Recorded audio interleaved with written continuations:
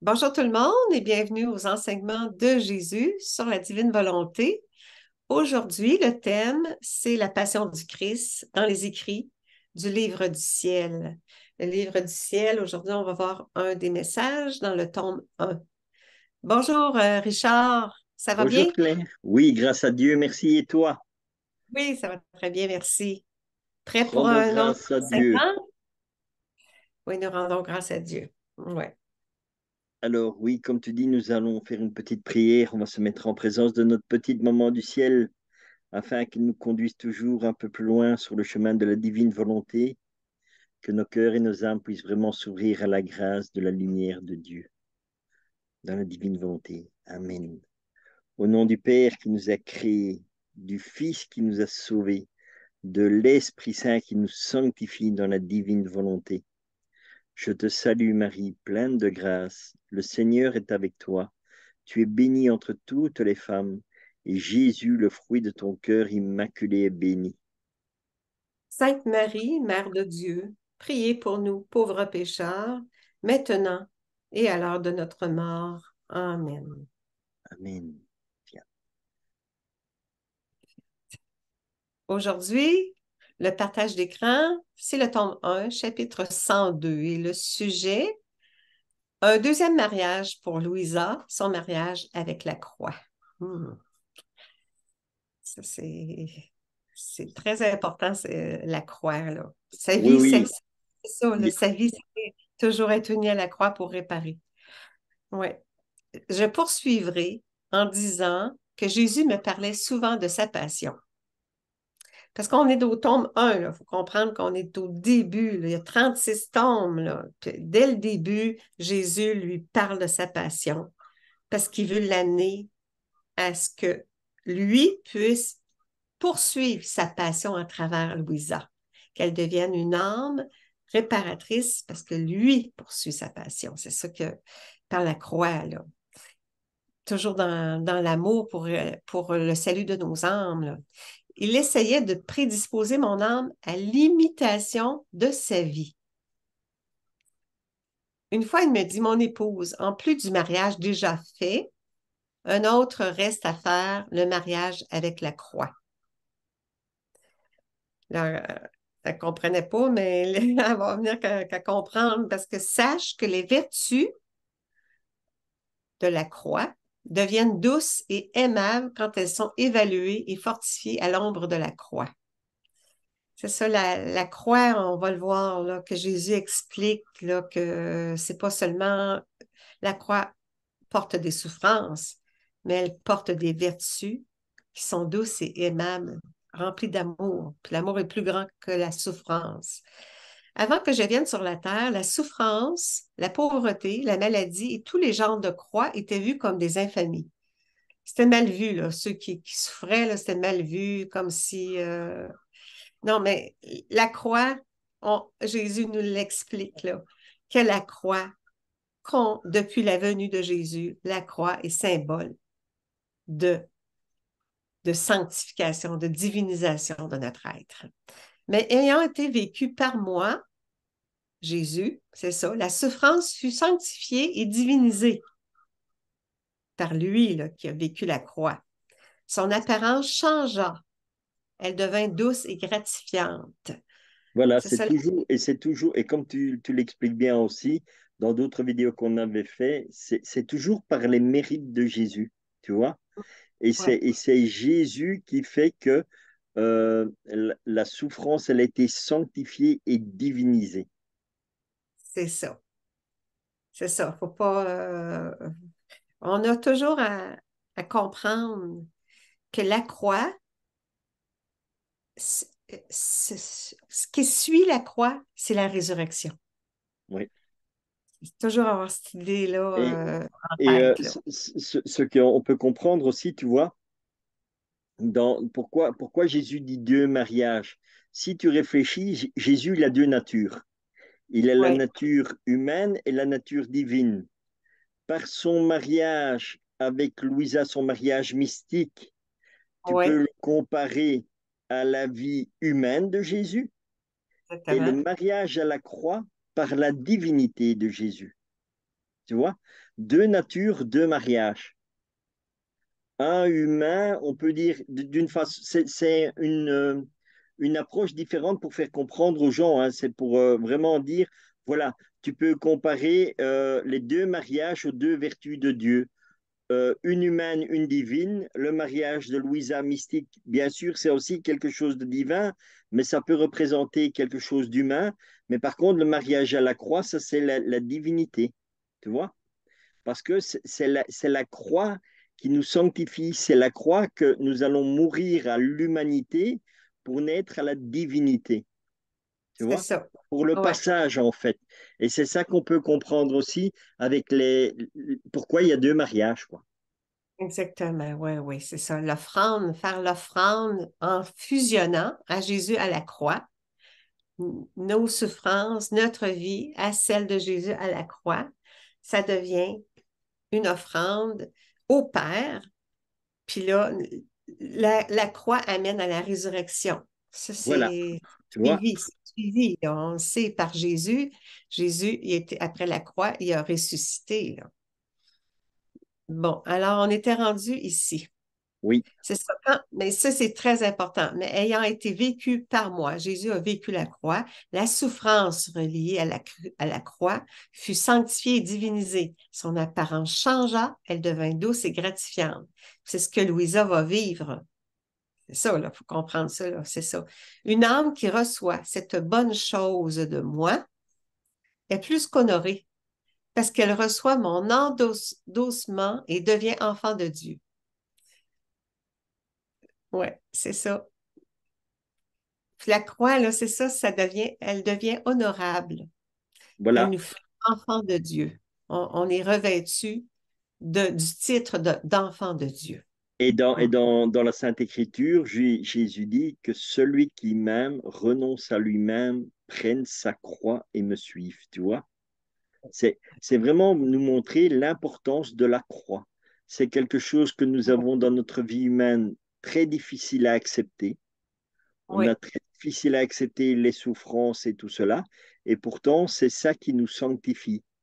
c'est Parce que c'est ça. là où nous ferons la plus grande expérience aussi d'amour que Dieu a pour chacun d'entre nous. Parce que la souffrance, la première personne qui va vivre la souffrance, c'est Jésus, hein.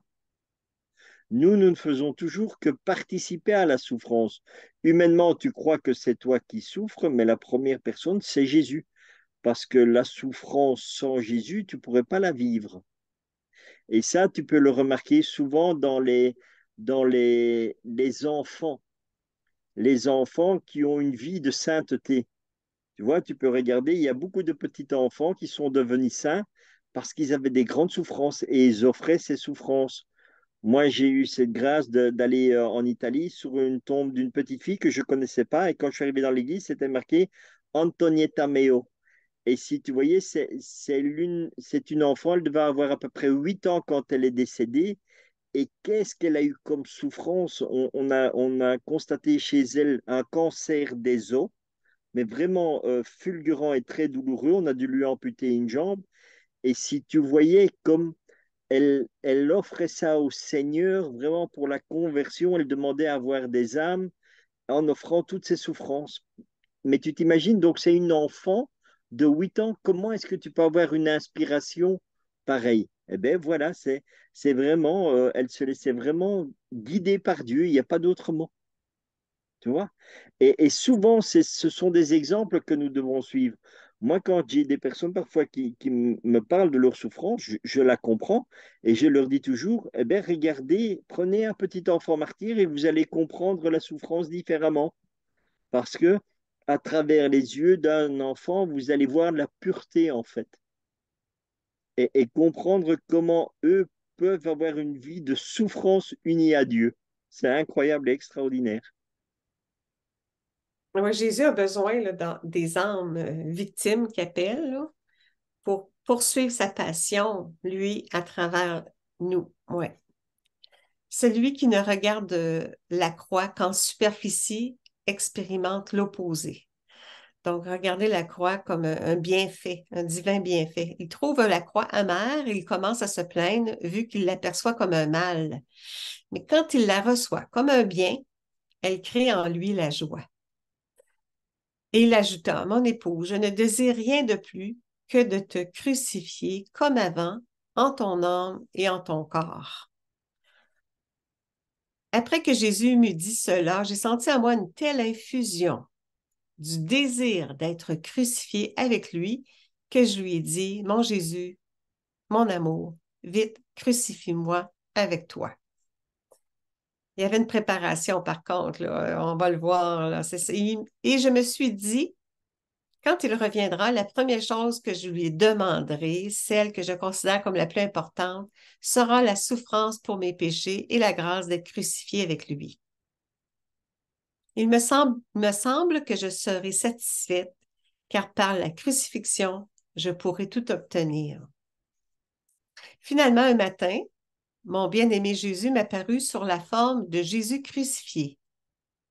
Il me dit que vraiment, il me voulait crucifier avec lui. Pendant qu'il disait cela, j'ai vu des rayons de lumière émaner de ses plaies sacrées et des clous se diriger vers moi. Des rayons de lumière qui émanaient de ses plaies et des clous se diriger vers moi. À ce moment, mon désir d'être crucifié par Jésus fut si grand que je me sentis consumée par l'amour de la souffrance. L'amour divin consume, ouais, le mal. Cependant, je fus subitement saisie d'une grande peur qui me fit trembler de la tête aux pieds. Je faisais l'expérience d'un grand anéantissement de moi-même. Ça, c'est très, très important, reconnaître notre néant. Elle a vécu l'expérience d'un grand anéantissement de moi-même. L'orgueil prend beaucoup trop de place. Notre amour-propre prend beaucoup trop de place. C'est ce qui nous a fait tomber dans la faute par nos premiers parents. Puis là, on a à reconnaître que sans Dieu, on n'est rien. Puis là, elle a vécu ça, c'est une expérience qu'elle a vécue qui était importante dans son cheminement. Je Bien me sûr. suis sentie indigne, oui, de recevoir une grâce aussi rare que celle-là. C'est une grâce de reconnaître qu'on n'est rien, puis que Dieu est tout. Exactement. Une de Et grande c'est grâce. quand on parvient à reconnaître que nous ne sommes rien, que Dieu Oui, peut prendre toute la place. c'est Tant qu'on n'a pas, on ne parvient pas à à réaliser cela, eh ben, on ne sait pas laisser la place à Dieu, quoi. Tu vois, tu laisses toujours une partie où Dieu ne sait pas être. exactement. Hmm. Et je n'osais plus dire, Seigneur, crucifie-moi avec toi. Mais Jésus semblait attendre mon consentement avant de m'accorder cette si singulière grâce. Je fus tourmentée par cela pendant quelque temps. Mon âme ressentait un ardent désir de demander cette grâce en même temps. Un sentiment d'indignité m'habitait. Je ne me sentais pas digne même de s'unir à la croix parce qu'elle trouvait elle valait rien. Là, tu sais. Son néant prenait beaucoup de place. Ma nature était secouée et tremblait effrayée. Elle hésitait à demander à Jésus la crucifixion. Ouais. Comme si elle ne la méritait pas. Puis il va y montrer effectivement que c'est ça se mérite là, quelque part là, d'être en victime. Ça demande du renoncement, du grand renoncement. Pendant que j'étais dans cet état, mon bien-aimé Jésus m'incitait mentalement à accepter cette grâce. Connaissant sa volonté, je repris courage et lui dis, mon saint époux et mon amour crucifié, je te supplie de m'accorder la grâce d'être crucifié avec toi. Je te demande aussi qu'il n'y ait aucun signe visible sur moi de cette grâce. Elle ne voulait pas que rien paraisse. Oui, donne-moi rapidement chacune de tes souffrances, donne-moi tes plaies, mais ne dévoile pas tout ce qui m'arrive aux autres. Que ce soit entre toi et moi seulement. Cette grâce me fut accordée. Oui, parce que le problème, tu vois, même si nous avons un signe visible ou quoi, c'est un moyen aussi où on peut tomber dans l'orgueil. Aucun signe. Hmm. Tu vois, voilà, et c'est pour ça qu'elle ne demande aucun signe, parce qu'en fait, c'est vraiment se protéger soi-même aussi, hein. Parce que quand tu regardes aussi beaucoup de stigmatisés, c'est une grande souffrance pour eux d'avoir les signes visibles. Tu vois, Padre Pio, c'est quelque chose qui l'a beaucoup tourmenté, hein, d'avoir les signes visibles sur lui, parce que voilà, ça te met une condition où tu risques aussi de tomber dans l'orgueil. Hmm. Alors, on continue ici. Bientôt, des rayons de lumière et des clous partirent de Jésus crucifié et vinrent me blesser, pénétrant mes mains et mes pieds. Et un autre rayon de lumière, plus resplendissant, accompagné d'une lance, vint transpercer mon cœur. Je ne peux pas décrire le bonheur et la douleur simultanée, douleur plus grande que toutes mes autres que j'ai ressenties à cet heureux moment. Aussi grand qu'étaient plutôt ma peur et mon tremblement, la paix et le contentement que j'expérimentais maintenant étaient encore plus grands. Ma souffrance était si intense que je croyais que la douleur dans mes mains, mes pieds et mon cœur annonçait ma mort. J'ai senti les os de mes mains et de mes pieds être brisés en tout petits morceaux. J'ai senti la pénétration des clous dans chaque blessure. Je confesse que le doux contentement obtenu par ces plaies ne peut être décrit par des paroles. Mon émerveillement augmentait en intensité en même temps que la puissance de la douleur, qui non seulement me faisait me sentir mourante, mais en même temps me revigorait et me faisait sentir que je n'étais pas mourante. C'est un mystère, la croix, là. Et rien n'apparaissait à l'extérieur de mon corps qui cependant subissait des spasmes et des douleurs aiguës. Mon confesseur vint et m'interpella en vertu de l'obéissance. Il libéra mes bras paralysés par une pression nerveuse. Mentalement, je ressentais des douleurs où les rayons et les clous avaient pénétré. Mon confesseur commanda en vertu de l'obéissance que tout cesse immédiatement.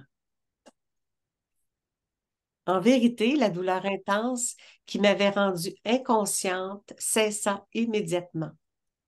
Auquel miracle la sainte obéissance entraîna pour moi. Combien de fois je me suis ainsi trouvée en collusion avec ma sœur la mort. Elle s'est trouvée souvent en collusion avec la mort. La crucifixion, c'était pas de tout repos, là. Mais par l'obéissance, Jésus guérit tous les spasmes et douleurs de mort qui m'habitaient et rapidement restaura ma vie. J'admets honnêtement que si ces souffrances n'avaient pas été mitigées par mon confesseur, j'aurais eu de la difficulté à m'assujettir à elles. Puisse le Seigneur être toujours béni pour avoir accordé à ses ministres le pouvoir d'enlever à la mort ses proies. Et j'espère que tout cela a toujours été pour la plus grande gloire de Dieu, le salut des âmes. Je dois aussi signaler que pendant que je vivais ces souffrances mortelles, les choses mentionnées plus haut ne laissaient aucune trace sur mon corps. Quand je retombais dans ces souffrances, je voyais les plaies de Jésus clairement imprimées sur mon corps. Il semblait que les plaies de Jésus crucifié qui avaient été infligées sur mes mains, mes pieds et mon cœur étaient les mêmes que celles de Jésus. Ce que je viens de dire décrit mon mariage avec la croix et les douleurs souffertes dans ma première crucifixion. J'ai vécu tant d'autres crucifixions dans les années subséquentes qu'il m'est impossible de les énumérer toutes. Mais, puisque je dois en parler, j'ai rencontré les principales et les plus rapprochées jusqu'à l'année 1899. Alors, aujourd'hui, c'est ça, la crucifixion de Louisa dans le tome 1. C'est Voilà. ça. Et c'est vraiment pour nous faire comprendre, je te dis, la grandeur de la souffrance. Parce on ne peut pas comprendre comment la souffrance peut nous sanctifier. Mm, mm, Et c'est toujours par amour. Et moi, c'est ce que je dis toujours aussi, pour les personnes, avoir une compréhension plus facile. N'importe quelle souffrance que tu as, compare-toi à la station du chemin de croix où Simon de Cyréenne va prendre la croix avec Jésus. Donc la grande souffrance, la grande croix que tu as, c'est Jésus qui la porte et toi, tu viens simplement l'aider à porter cette croix. Tu vois, parce que humainement, notre corps n'est pas apte à vivre des croix comme cela. C'est uniquement par la grâce de Dieu, parce que c'est Dieu lui-même qui porte la croix avec nous. Pourquoi il porte la croix avec nous? Parce que il nous sanctifie. C'est la croix, c'est le portement de la croix qui sanctifie nos âmes. Et c'est Jésus lui-même qui sanctifie nos âmes, en fait, hein, tu vois. Oui, c'est ça. Et, et pour en revenir, tu vois, là, comme je dis toujours, que moi, je dis souvent aux gens qui ont des grandes souffrances et tout ça, et qui ont vraiment difficile à s'abandonner à Dieu, que je nomme souvent tu vois, des petits-enfants qui ont eu des grandes souffrances. Et je vais te dire, voilà, l'une des phrases d'Antonietta Meo, donc je te dis, cette petite mystique italienne, eh bien, elle disait, la douleur est comme le tissu. Plus elle est solide, plus elle a de valeur. Tu vois? Et elle est vénérable, hein, donc c'est vénérable Antonietta Meo, une petite Italienne elle avait 8 ans quand elle est décédée et elle a été déclarée vénérable par Benoît XVI. Tu vois. Et vraiment, c'est ce que je dis, c'est les plus beaux exemples qu'on peut voir concrètement et dire, voilà, si un enfant de cet âge-là est capable d'avoir autant de souffrances et de vivre autant de souffrances, comment est-ce que moi je ne saurais pas les vivre et les accepter? Tu vois. Prenons des exemples. Et encore là, encore une fois, tu vois, avec cela aussi, on revient avec ce que Jésus dit dans l'Évangile. Qu'est-ce que Jésus dit dans l'Évangile? Laissez venir à moi les petits-enfants. Tu vois, les petits-enfants, ils ont tellement d'exemples à nous montrer. Ils sont tellement grands que, voilà, Jésus dit, laissez venir à moi les petits-enfants. Eh bien, regardons vraiment les enfants, regardons leur comportement, regardons les vies qu'ils ont et tu verras qu'il y a énormément d'enfants qui sont des petits saints, quoi. Tellement qu'ils ont su accueillir et vivre la souffrance que Jésus permettait qu'ils aient, quoi. Tu vois? Mais les gens là, comme qui souffrent, comme moi, j'avais donné mon oui à Dieu. À un moment donné, j'étais au travail, puis j'avais arrêté, puis je m'étais placée à la fenêtre. Puis j'avais dit au Seigneur, oui à ta volonté. J'avais dit oui, je te donne ma vie. Puis j'étais 10 ans au lit, là, malade, à souffrir. Là. C'était là. J'ai porté vraiment la croix. Ce fut, mais je comprenais ce que je vivais, je le comprenais, que c'était pour une période de temps, une purification nécessaire. C'était une collaboration à ces souffrances, puis en offrande. Puis l'amour de Dieu à travers les souffrances, l'amour est plus grand. Puis on s'unit à Jésus. Moi, plus je m'unissais à Jésus, puis j'étais capable de porter les souffrances. C'est ça que, puis plus je m'unissais à Jésus, plus ça allégeait les souffrances, c'est ça. Bien sûr, en fait, mais c'est même pas question que la souffrance est allégée. La souffrance, en fait, était absorbée dans l'amour de Dieu. Tu vois, Ouais. c'est tellement, mais ça, on ne se rend pas compte humainement, mais c'est tellement nous sommes enveloppés et entourés de cet amour de Dieu que la souffrance disparaît. Moi, je disais souvent, Et là, c'est ouais, vraiment, comme on dit, en c'est là où tu fais santé, moi. vraiment, voilà, tu fais vraiment Ouais. l'expérience comme Louisa Picaretta quand elle dit, elle s'abandonne dans la mer de la divine volonté. Ça veut dire que tu t'abandonnes dans l'amour de Dieu. Et donc, tu peux avoir autant de souffrances que tu veux quand tu l'abandonnes au Seigneur, que tu l'unis aux souffrances de Jésus dans sa passion. D'office, tu tombes dans la mer de la divine volonté, tu tombes dans l'amour de Dieu. Et c'est l'amour de Dieu qui fait que tu peux passer cette souffrance parce que elle te baigne en fait. Tu vois? Ouais, ouais. Ah oui, c'est ça. Les souffrances étaient comme transcendées, là. Voilà, Je exactement. m'élevais vers le Père. Les souffrances, c'est comme si les souffrances montaient vers le Père aussi. C'est une croix, c'est ça. Comme il dit, là, la souffrance fut sanctifiée, divinisée. Son apparence changea. Elle devint douce et gratifiante. Puis là, comme une âme qui reçoit cette bonne chose de moi, donc ces souffrances-là, est plus qu'honorée parce qu'elle reçoit mon endossement et devient enfant de Dieu. Oui. Soyons rassurés que lorsqu'on vit des souffrances, qu'on s'unit à la croix de Jésus en offrande au Père, on porte le titre d'enfant de Dieu. Hmm. Et oui, On participe, là, on devient un participant à sa passion. Jésus poursuit sa passion à travers nous. C'est Jésus qui souffre à travers nous, qui continue sa passion pour réparer pour les fautes. Qu'on continue de faire, le monde entier continue de faire des fautes. Là. Ça continue. Là. Le Seigneur a besoin d'âmes victimes qui va dans laquelle lui vient poursuivre sa passion pour réparer, pour expier nos fautes. C'est comme ça, là, c'est ça le mariage. Donc, c'est ça, Louisa, elle a vécu ce mariage-là à la croix. On est appelé, nous aussi, lui dire oui au Seigneur pour nous aussi devenir des âmes victimes qui appellent des âmes pour qui acceptons de participer à son œuvre de rédemption. voilà, d'être toujours cloué avec lui à la croix. Ouais. Alors, on arrête le partage d'écran. On a terminé. C'est un long message, mais le mariage à la croix, c'est ça, ça nous fait voir comment la vérité sur la croix. La vérité sur la croix amène la résurrection. D'office. C'est Ouais. ça que moi j'essaye aussi de partager beaucoup avec les gens. Ne regardez pas la mort comme finalité, toute la souffrance de Jésus, mais allez voir le fruit. Et le fruit, c'est quoi? C'est la résurrection à la vie éternelle. Exactement. Ouais. Eh bien, Claire, je propose qu'on termine par une petite prière d'action de Oui, grâce pour vraiment rendre grâce au Seigneur pour ce temps de partage. Au nom du Père qui nous a créés, du Fils qui nous a sauvés, de l'Esprit Saint qui nous sanctifie dans la divine volonté. Notre Père qui es aux cieux, que ton nom soit sanctifié, que ton règne vienne, que ta très sainte volonté soit faite sur la terre comme au ciel.